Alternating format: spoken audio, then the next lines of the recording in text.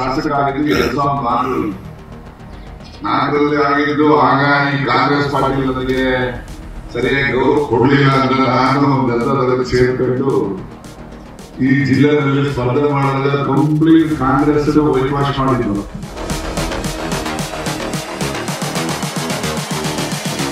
ನಮಸ್ಕಾರ ಸ್ನೇಹಿತರೆ, ಕಾಂಗ್ರೆಸ್ನಲ್ಲಿ ನವೆಂಬರ್ ಕ್ರಾಂತಿ ನಡೆಯುತ್ತೆ, ಸಿಎಂ ಬದಲಾವಣೆ ಆಗೇ ಆಗುತ್ತೆ ಅನ್ನೋ ಸುದ್ದಿ ಸೈಲೆಂಟ್ ಆಗ್ತಾ ಇದ್ದಂತೆ KN ರಾಜಣ್ಣ ಆಡಿರುವ ಮಾತಿನ ಬಗ್ಗೆ ಈಗ ಜೋರಾದ ಚರ್ಚೆ ನಡೀತಾ ಇದೆ.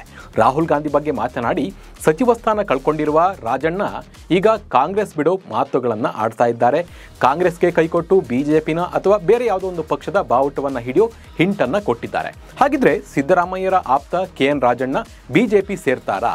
ತುಮಕೂರಿನಲ್ಲಿ ಕಾಂಗ್ರೆಸ್ ಬಾವುಟ ಕಾಣದಂತೆ ಮಾಡ್ತಾರಾ ಅನ್ನೋ ಬಗ್ಗೆ ನಿಮಗೆ ಮಾಹಿತಿಯನ್ನು ನೀಡ್ತಾ ಹೋಗ್ತೀನಿ.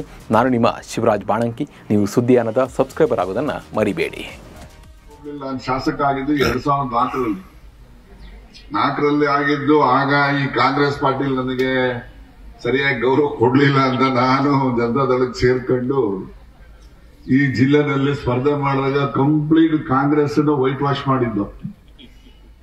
ಕಾಂಗ್ರೆಸ್ ಕಂಪ್ಲೀಟ್ ಮುಗಿಸಿದ್ದು ಅಲ್ಲ. ತಿರ್ಗಾ ಆ ಸಂದರ್ಭ ಗೊತ್ತೈತೆ ಏನೋ ಗೊತ್ತಿಲ್ಲ, ನೋಡೋಣ ಏನಾಗ್ತದೆ ಮುಂದಕ್ಕೆ. ನಾನು ಎಲೆಕ್ಷನ್ ನಿಲ್ಲಲ್ಲ ಅಂದ್ಮೇಲೆ ತಿರ್ಗಾ ಸಂದರ್ಭ ಏನ್ ಬರಲ್ಲ ಅಂತ ಅನ್ಕೊಳ್ಳೋಣ. ಇಲ್ಲಿ ರಾಜಕಾರಣದಲ್ಲಿ ಯಾರು ಶಾಶ್ವತ ಶತ್ರುಗಳು ಇರೋದಿಲ್ಲ, ಶಾಶ್ವತ ಮಿತ್ರರು ಇರೋದಿಲ್ಲ. ನಾನು ಮೋಟರ್ ಸೈಕಲ್ ರ್ಯಾಲಿ ನೋಡ್ಕೊಂಡ್ ಬಂದೆ, ಒಬ್ರು ಒಂದ್ ಬಾವುಟ ಹಿಡಿದಿಲ್ವಲ್ಲ, ಯಾಕೆ ನಾನೇ ಬಿಟ್ಬಿಟ್ಟಿದ್ದಿಲ್ಲ ಕಾಂಗ್ರೆಸ್. ಒಬ್ರು ಒಂದ್ ಬಾವುಟ ಹಿಡಿದಿಲ್ಲ, ಗಿರಾಕಿಗಳು ಎಲ್ಲ ಒಂದ್ 100 ಬಾವುಟ ಹಿಡಿಯೋರು, ಒಬ್ರು ಹಿಡಿದಿಲ್ಲ. ಅದೇ ನನ್ಗೆ ಆಶ್ಚರ್ಯ ಆಗ್ಬಿಡುತ್ತೆ. ನನಗೆ ಅದಿರ್ಲಿ, ನೋಡೋಣ ಮುಂದಕ್ಕೆ ಯಾವ ಬಾವುಟ ಹಿಡಿಬೇಕು, ಏನ್ ಮಾಡ್ಬೇಕು ತೀರ್ಮಾನ ನೀವು ಮಾಡಿರೋಂತ. ನಾನಂತೂ ಇಲ್ಲ, ಯಾಕೆ ನಾನು ಎಲೆಕ್ಷನ್ ನಿಲ್ಲಲ್ಲ ಅಂದ್ಮೇಲೆ ನನಗೇನ ಪ್ರಶ್ನೆ ಇಲ್ಲ.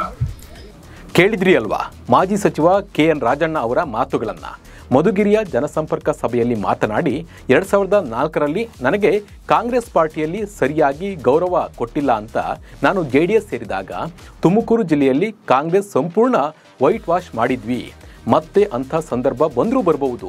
ನಾನು ಮತ್ತೆ ಚುನಾವಣೆಗೆ ನಿಲ್ಲೋದಿಲ್ಲ ಅಂದಮೇಲೆ ಅಂಥ ಪರಿಸ್ಥಿತಿ ಬರಕ್ಕಿಲ್ಲ ಅಂತ ಹೇಳಿ ಅಂದ್ಕೊಳ್ಳೋಣ ಅಂತ ಹೇಳಿ ಅವರು ಹೇಳಿದ್ದಾರೆ.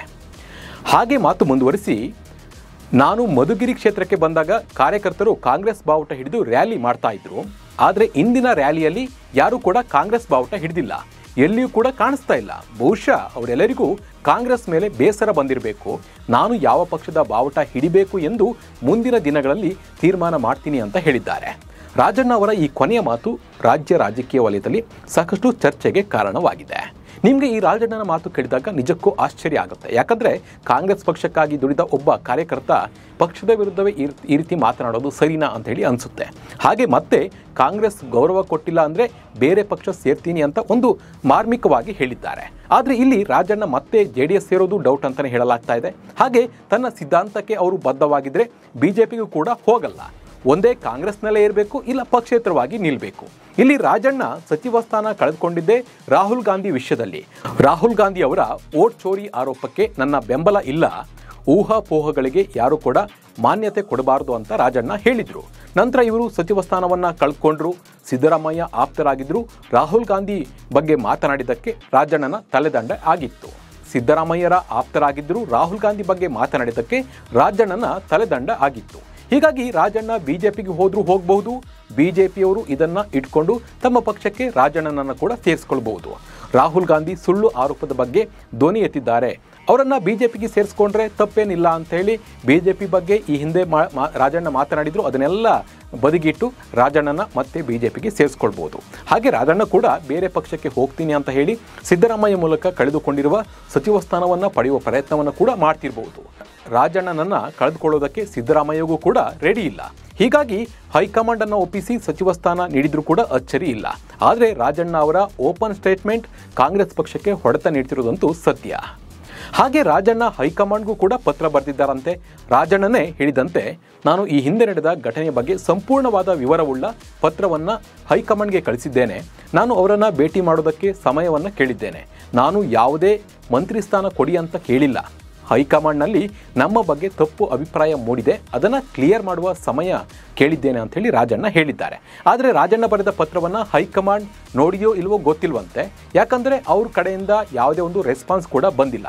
ಒಂದು ವೇಳೆ ಹೈಕಮಾಂಡ್ನಿಂದ ರಾಜಣ್ಣ ಪತ್ರಕ್ಕೆ ಯಾವುದೇ ರೆಸ್ಪಾನ್ಸ್ ಬಂದಿಲ್ಲ ಅಂದರೆ ಬಿಜೆಪಿನೋ JDS ಅಥವಾ ಪಕ್ಷೇತರವಾಗಿ ನಿಂತು ಕಾಂಗ್ರೆಸ್ನ ವೈಟ್ ವಾಶ್ ಮಾಡೋದಂತೂ ರಾಜಣ್ಣ ಪಕ್ಕ. ಯಾಕಂದರೆ ಅವರೇ ಹೇಳಿದ್ದಾರೆ, ಮರ್ಯಾದೆ ಇಲ್ಲದ ಜಾಗದಲ್ಲಿ ನಾನು ಇರಲ್ಲ ಅನ್ನೋದನ್ನು. ಯಾಕಂದರೆ ನಾನು ಲಾಸ್ಟ್ ಟೈಮ್ ನಂಗೆ ಮರ್ಯಾದೆ ಕೊಟ್ಟಿಲ್ಲ, ಹಾಗಾಗಿ ನಾನು 2004ರಲ್ಲಿ ನಾನು JDS ಹೋದೆ, ಕಾಂಗ್ರೆಸ್ಸನ್ನು ವೈಟ್ ವಾಶ್ ಮಾಡಿದೆ ಅಂತ ಹೇಳಿದ್ದಾರೆ.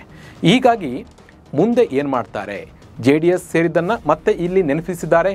ಹೀಗಾಗಿ ರಾಜಣ್ಣ ನಡೆ ಸಾಕಷ್ಟು ಕುತೂಹಲವನ್ನು ಮೂಡಿಸಿದೆ. ಇದ್ರ ಬಗ್ಗೆ ನಿಮ್ಮ ಅನಿಸಿಕೆ ಮತ್ತು ಅಭಿಪ್ರಾಯವನ್ನು ಕಮೆಂಟ್ ಮೂಲಕ ತಿಳಿಸಿ. ನಮಸ್ಕಾರ.